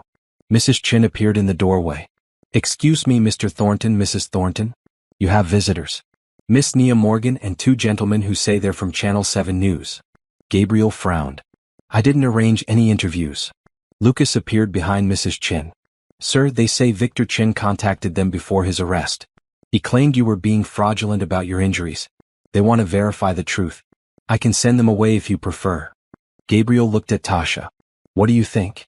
I think transparency is your friend right now. If Victor was spreading lies, let's correct them with the truth. Gabriel nodded. Send them to the study. Give us 5 minutes to get there. While Lucas showed the news crew to the study, Tasha helped Gabriel straighten his clothes and wiped the exhaustion from his face. Nia burst into the sunroom, breathless and excited. Tasha, there's news trucks outside. What's happening? Victor tried to discredit Gabriel before getting arrested. We're about to set the record straight. Want to watch? Absolutely. They made their way to the study, where 2 men with camera equipment were setting up lights and sound. A woman in a red blazer introduced herself as Amanda Chin, no relation to Victor. Mr. Thornton, thank you for seeing us on such short notice. We received disturbing information from Victor Chin this morning before his arrest. He claimed you've been fabricating your injuries to gain sympathy and that your recent marriage was a publicity stunt to seem capable of leading your company. Can you respond to these allegations? Gabriel gestured for them to follow him. He wheeled himself to the therapy room, where Donna's equipment was still set up. The camera crew followed, filming everything. I'm not fabricating anything, Gabriel said clearly, his voice stronger now after hours of use. 6 months ago, a bomb planted in my car by Victor Chin nearly killed me. I spent 3 months in the hospital. The doctor said I'd never walk again. But I've been working every day with my physical therapist to regain strength and mobility. Watch. He positioned himself at the parallel bars and began the painstaking process of standing and walking. Tasha stood nearby, not helping but present, her expression proud. The cameras recorded every difficult step, every moment of visible pain, every ounce of determination in Gabriel's face. He made it 6 steps before his legs gave out. Tasha caught him, and together they got him back into the wheelchair. Gabriel was breathing hard, sweat dripping down his face, but he looked directly at the camera. That's where I am right now. Not faking. Not fabricating. Just recovering. And I will recover fully no matter how long it takes. As for my marriage being a publicity stunt, that's insulting to my wife and untrue. Tasha Morgan Thornton is the most genuine person I've ever met. She married me when I was at my lowest point. She stood beside me when everyone else had written me off. She helped me expose Victor's crimes and bring him to justice. Our marriage might have started as a contract, but it's become something real. Something valuable. Something I'm grateful for every day. Amanda Chen looked genuinely moved. Can you tell our viewers what you want them to know about this situation? I want them to know that disability doesn't equal helplessness. I want them to know that people in wheelchairs are still capable of leading, thinking, loving, fighting back. I want them to know that when someone tries to destroy you, you have a choice. You can let them win or you can refuse to stay down. I chose the second option. And I hope anyone watching who's facing their own battles chooses the same. The interview continued for another 20 minutes. Gabriel explained the embezzlement, the bombing, the investigation, the arrest. He was clear, articulate, compelling. Amanda asked tough questions and Gabriel answered them honestly. Tasha could see the story taking shape, the narrative shifting from disabled CEO struggling to determined leader who refused to be defeated. After the news crew left, Nia threw her arms around Gabriel's neck, hugging him tightly. You're my hero. That was incredible. Gabriel looked startled by the enthusiasm but pleased. Thank you, Nia. Seriously, you're like a movie character. Rich guy gets blown up by bad guy, slowly recovers, gathers evidence, takes down bad guy in dramatic courtroom scene, gives inspiring speech about overcoming adversity. That's Oscar material. Gabriel actually laughed, a real, full laugh that transformed his face. I don't think the Academy awards non-fiction. They should. This is better than any movie. After Nia left, promising to visit again soon with their mother once Beverly was strong enough, Tasha and Gabriel returned to the sunroom. The night was fully dark now, stars visible through the windows, the garden lit like something from a dream. Today was a lot, Tasha said, settling into her chair. Too much. No. Just right actually. Justice happened. Truth came out. You got to show the world who you really are. That's a good day. Gabriel reached out and took her hand, his grip warm and steady. None of this would have happened without you. You gave me the strength to fight back. You made me believe I was worth fighting for. You were always worth fighting for. You just needed someone to remind you. I'm glad it was you. They sat like that for a long time, hands linked, watching the stars, neither of them quite ready to say out loud what they were both beginning to feel. The contract still had months left on it, but both of them knew it didn't matter anymore. This wasn't about contracts or arrangements or business deals. This was about two people who'd found each other in the midst of chaos and discovered something rare and valuable. Hope had brought them together. Kindness had sustained them. And love, quiet and growing and undeniable, was beginning to bloom between them like something inevitable and right. But they didn't say it yet. They just held hands in the starlight and let themselves feel it, safe in the knowledge that some things didn't need words to be real. Friday morning, 2 days after the arrests, Tasha woke to the sound of movement in the hallway outside her bedroom. It was barely dawn, the sky just beginning to lighten. She pulled on a robe and opened her door to find Gabriel, not in his wheelchair but using a walker, slowly making his way down the hall. Gabriel? She hurried to his side. What are you doing? Where's your wheelchair? Testing, he said, his voice strained but determined. Donna said I'm strong enough to try the walker full time. I wanted to see if I could make it to the sunroom by myself. You should have asked for help. I need to do some things alone. Otherwise I'll never know if I'm really recovering or just relying on others to carry me. Tasha understood the impulse even as she worried about him falling.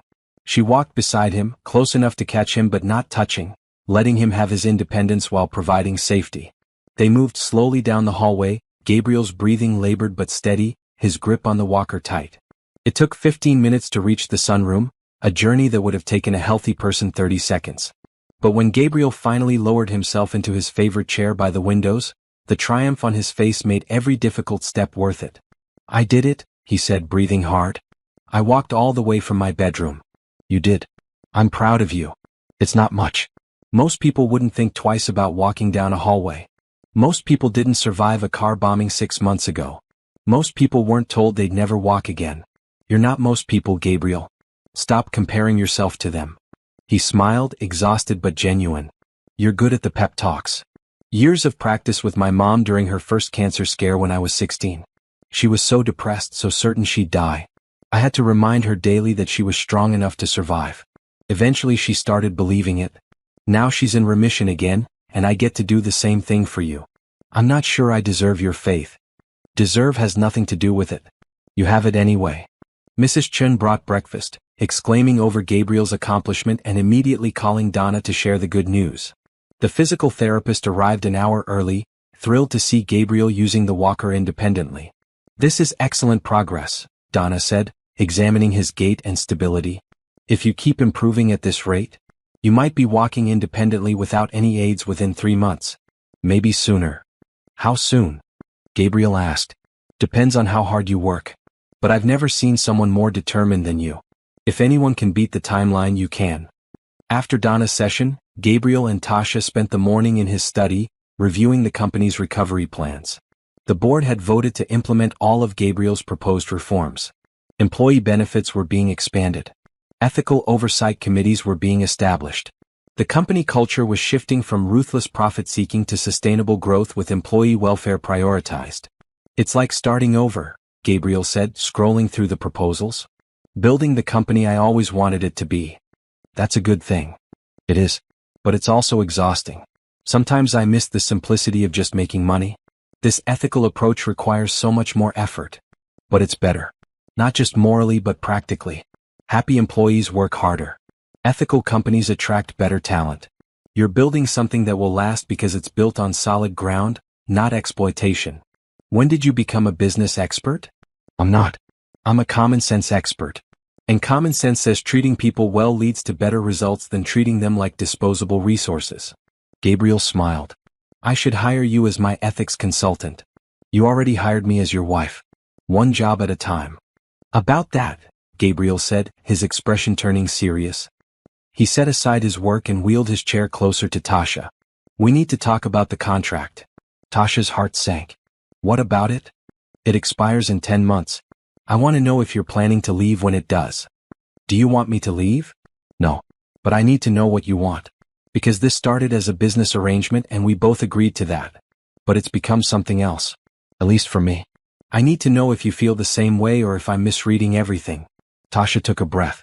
This was the conversation she'd been both hoping for and dreading. What has it become for you? Gabriel reached for his tablet, typed carefully, then showed her. Something I don't want to end. Something that makes me happy in ways I didn't think were possible anymore. Something real and valuable and worth keeping. You. Tasha felt tears sting her eyes. I feel the same way. This wasn't supposed to be complicated. I was supposed to take your money, do the job, walk away with no attachments. But I couldn't do that. Somewhere between breakfast conversations and physical therapy sessions and corporate warfare planning, I started caring about you. Really caring. Not because of the contract but because of who you are. So you'll stay? After the contract expires? If you want me to. But Gabriel, I need to know something first. Is this about convenience? About having someone reliable around? Or is this about actual feelings? Gabriel set aside his tablet and took both of Tasha's hands in his.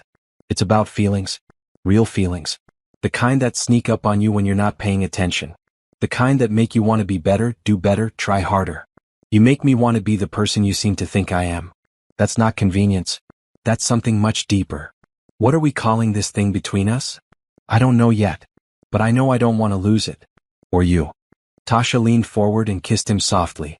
It was their first kiss, gentle and tentative and full of promise. When she pulled back, Gabriel was staring at her with wonder. I've wanted to do that for weeks, Tasha admitted. But I wasn't sure if you felt the same way. I felt the same way since you stood up to Victor and Patricia at our wedding. Maybe even before that. You're remarkable, Tasha. And I'm grateful every day that you said yes to this crazy arrangement. Best decision I ever made. They spent the rest of the day together, not working but talking, sharing stories from their pasts, learning about each other beyond the surface details. Gabriel told her about growing up poor in Chicago, his single mother working 3 jobs to keep them housed, his determination to build something that would give him security. Tasha told him about her father's death, her mother's strength, Nia's dreams of becoming a nurse like Beverly. By evening, they felt less like strangers who'd accidentally built a partnership and more like 2 people who'd chosen each other deliberately and completely. That night, after dinner, Gabriel asked Tasha to help him with something in his bedroom. She followed him down the hall, where he pulled a small box from his nightstand drawer. What's that? Tasha asked. Gabriel opened the box to reveal 2 wedding rings. Simple gold bands, elegantly designed, clearly expensive but not ostentatious. We got married without rings, Gabriel said. It seemed appropriate at the time since it was just a contract. But now I want to do this properly. Will you wear my ring? And let me wear yours. Tasha felt emotion well up in her chest. Yes. Absolutely yes. Gabriel slipped the smaller ring onto her finger. It fit perfectly, catching the light, feeling warm and right. Then Tasha took the larger ring and placed it on Gabriel's finger, sealing whatever they were building together with a symbol that felt more meaningful than any contract. Now it's real, Gabriel said softly. It was always real. This just makes it official. They stood there in Gabriel's bedroom, wearing matching rings, both of them aware that they'd crossed some invisible line from business arrangement to actual marriage. It should have felt frightening, this shift into unplanned territory. But instead it felt right, like coming home after a long journey. Stay with me tonight, Gabriel said. Not for anything physical. Just stay. I don't want to be alone anymore. Okay, Tasha agreed. They lay together in Gabriel's enormous bed, fully clothed, just holding each other in the darkness. Tasha felt Gabriel's heartbeat against her cheek, steady and strong. She felt his arms around her, protective and warm. And she felt something else, something she'd been trying not to name but couldn't ignore anymore. She was falling in love with her husband. Maybe she'd already fallen. And from the way Gabriel held her, gentle and sure, she thought maybe he'd fallen too. They didn't say it out loud. Not yet. But the feeling was there, growing between them like something inevitable and beautiful. They'd started as strangers brought together by desperation and opportunity. They'd become partners through shared battles and mutual respect. And now they were becoming something more, something neither of them had planned but both of them wanted. Hope had led them here. Kindness had sustained them. And love, quiet and patient and undeniable, was making them into something stronger together than either of them could be alone. Tasha fell asleep listening to Gabriel's breathing, his arms around her, her ring catching the moonlight from the window. Tomorrow they would face whatever challenges came next. But tonight, they had this perfect moment of peace and connection and belonging. And that was enough. 3 months passed like a dream. The kind of dream where everything changes slowly but definitively, where each day brings small miracles that add up to transformation. Gabriel was walking now. Not perfectly, not without occasional struggles, but walking. He used a cane instead of a wheelchair, his limp barely noticeable to anyone who hadn't watched his journey from paralysis to mobility. Donna had reduced her visits to twice weekly, mainly to provide encouragement and ensure he didn't push too hard. Gabriel had pushed anyway, driven by the same determination that had built his company, and his body had responded. Tasha watched him move through the house with growing confidence and felt pride swell in her chest every single time. He was still her Gabriel, stubborn and brilliant and occasionally impossible, but now he moved through the world like someone who'd conquered death and refused to be impressed by smaller obstacles. The company was thriving. The forensic audit had recovered most of Victor's stolen money, which Gabriel had immediately placed into the foundation he'd established, the Beverly Morgan Medical Relief Fund, named after Tasha's mother. The foundation paid off medical debt for families in crisis, gave grants to hospitals treating uninsured patients, and funded cancer research. In just 3 months, it had helped over 300 families escape the kind of crushing debt that had nearly destroyed Tasha's family. Beverly herself was in full remission. Her doctors at Riverside called it remarkable, though Beverly insisted she'd always been tough. She'd moved into a smaller, more manageable apartment near Nia's nursing school, no longer exhausting herself with work, instead focusing on recovery and spending time with her daughters. Nia had finished her first year of nursing school with perfect grades. She visited the mansion regularly, sometimes bringing classmates who wanted to meet the famous Gabriel Thornton, sometimes coming alone to hang out with Tasha and eat Mrs. Chen's incredible cooking. She and Gabriel had developed an easy friendship, with Nia teasing him relentlessly and Gabriel pretending to be annoyed while clearly enjoying the attention. Victor and Patricia's trial had ended 2 weeks ago. Both were convicted on all counts: embezzlement, conspiracy, attempted murder. Victor received 25 years. Patricia got 15. The sentencing had been covered extensively by the media, with Gabriel declining to give triumphant statements and instead simply saying he was grateful for justice and ready to move forward. And through all of it, Tasha and Gabriel had grown closer. The contract still had 7 months remaining, but neither of them talked about it anymore. They'd moved past business arrangements into something deeper, something that looked like a real marriage built on respect and affection and growing love. They hadn't said, "I love you," yet. Both of them danced around the words, showing their feelings through actions instead. Gabriel bought Tasha a new car when her old one finally died. Tasha learned to cook Gabriel's favorite meals, taking lessons from Mrs. Chen. They spent evenings reading together in the sunroom, mornings having coffee before Gabriel left for the office, nights talking until they fell asleep in each other's arms. It was domestic and comfortable and exactly what neither of them had known they needed. But Gabriel had a plan. He'd been planning it for weeks, working with Lucas and Harrison and even Nia to arrange something special. Today was the day. "Get dressed," Gabriel said to Tasha over breakfast. "Something nice. We're going somewhere." "Where?" "You'll see. Trust me." Tasha dressed in a green sundress, comfortable but elegant. Gabriel wore khaki pants and a maroon button-down shirt, looking handsome and healthy and happy. They drove to the coast, about 2 hours from the city, Gabriel behind the wheel because he could drive again now, his adapted vehicle making it easy despite his residual leg weakness. They arrived at a beach house, modern and beautiful, with enormous windows facing the ocean. Tasha had never been here before. "What is this?" she asked. "Our place. I bought it last month. I wanted somewhere we could escape to when the city gets too loud. Somewhere private. Somewhere just for us." Tasha felt tears prick her eyes. "Gabriel, you didn't have to do this." "I know. I wanted to." "Come on, there's more." He led her inside, where the entire downstairs was one open space. Kitchen, living room, dining area, all flowing together with views of the ocean. But that's not what made Tasha gasp. On the deck outside, a table was set for dinner. Candles flickered in the afternoon breeze. Flowers overflowed from vases. And standing nearby were Beverly and Nia, both grinning widely. "Mom? Nia? What are you doing here?" "Your husband invited us," Beverly said, walking over to hug Tasha tightly. "He said he had something important to ask you and he wanted your family present." Tasha turned to Gabriel, her heart racing. "What's going on?" Gabriel took her hand and led her out to the deck. The ocean crashed below them, the afternoon sun painting everything gold. He stood without his cane, steady and sure, his hands warm around hers. "Tasha Morgan Thornton," he began, his voice clear and strong. 10 months ago I offered you a contract. A business arrangement. Money in exchange for your help and presence. You said yes because you needed to save your mother. I said yes because I needed someone who saw me as human instead of broken. But somewhere between that contract and today something changed. You became more than an employee or a caretaker. You became my partner. My friend. My wife in every way that matters. Tasha's vision blurred with tears. "I don't want a contract anymore," Gabriel continued. "I don't want an arrangement with an expiration date. I want a real marriage with you. I want years and decades and a lifetime. I want to build a family together, create a home together, face whatever comes next together. So I'm asking you properly this time, with your family present and the ocean as witness. Tasha, will you really marry me? Not for a contract, not for money, but because you want to spend your life with me the way I want to spend mine with you?" He pulled out a ring box and opened it.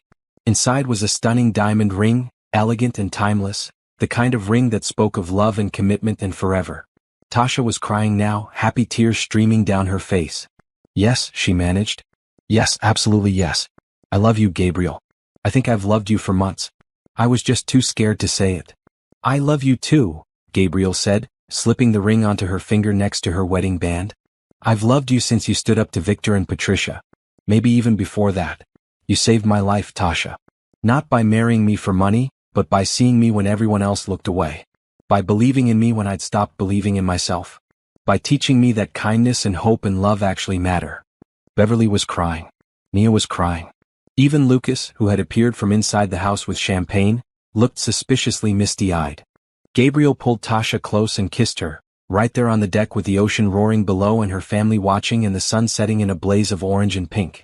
It was a perfect moment, the kind that felt too good to be real but was happening anyway. When they finally broke apart, Nia whooped loudly. "That's my sister. That's what I'm talking about." They celebrated with dinner on the deck, Mrs. Chin having prepared an incredible feast and transported it to the beach house. They ate and laughed and told stories. Beverly recounted how terrified she'd been when Tasha first told her about the contract marriage, and how relieved she was to see it had turned into something beautiful. Nia teased Gabriel mercilessly about being romantic, claiming she'd never expected a ruthless CEO to have such a soft heart. "Tasha brought it out of me," Gabriel said, his arm around his wife's waist. "I was hard and angry and focused entirely on revenge. She showed me there were better things to focus on. Better ways to live." "You were never that hard," Tasha protested. "You just pretended to be because you were hurt and scared. The real you was always there, waiting for someone to see it." After dinner, Beverly and Nia left, giving Gabriel and Tasha privacy. They walked on the beach as the sun finished setting, waves washing over their bare feet, their hands linked. "I can't believe you did all this," Tasha said. "The house, the proposal, bringing my family. You deserve grand gestures. You deserve everything. I just wanted you. The rest is bonus." They stopped walking and stood facing each other in the fading light. Gabriel cupped Tasha's face in his hands, his touch gentle and sure. "Thank you," he said softly. "For saying yes 10 months ago when I offered you a deal. For staying when things got dangerous. For believing I was worth fighting for. For loving me despite everything. You changed my life completely, Tasha. You gave me reasons to heal, to fight back, to hope. You gave me a future I'd stopped believing in. I will spend the rest of my life making sure you never regret saying yes to me. I could never regret it. You saved my mother's life. You freed my sister from debt. You gave my family a future too. But more than that, you gave me partnership and respect and real love. You see me, Gabriel. The way I see you. That's rare and valuable and exactly what I needed even when I didn't know it." They kissed again, slower this time, savoring the moment. The ocean sang around them. The stars began appearing overhead. And two people who'd started as strangers brought together by desperation and opportunity stood on a beach and promised each other forever. Not because a contract required it. Not because money demanded it. But because love had grown between them, quiet and patient and undeniable, and love always found a way to win. Later, much later, they lay together in the beach house bedroom, windows open to let in the sound of waves, wrapped in each other's arms. "What do you think happens next?" Tasha asked sleepily. "Whatever we want," Gabriel said. "We build the life we choose. We run the company ethically. We expand the foundation. We help people the way we were helped. We travel. We grow. We become better versions of ourselves. Together." "That sounds perfect." "It will be. Because we'll make it that way. You and me facing everything as partners." "Partners?" Tasha agreed, her eyes drifting closed. "I like that." Gabriel held her as she fell asleep, feeling more content than he'd ever been in his life. He'd survived a car bomb, betrayal, months of paralysis and corporate warfare. He'd fought his way back from the edge of death and defeated his enemies. But his greatest victory wasn't any of those things. His greatest victory was the woman in his arms, who'd looked at him in his darkest moment and seen not a broken man but someone worth saving. Who'd stood beside him through every battle and never wavered. Who'd taught him that strength came in many forms, and sometimes the strongest thing you could do was accept help with grace and gratitude. Kindness had led them together. Hope had sustained them through the hard times.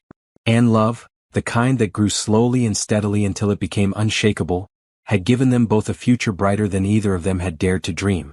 Gabriel kissed the top of Tasha's head and closed his eyes, grateful beyond words for the strange twist of fate that had brought them together.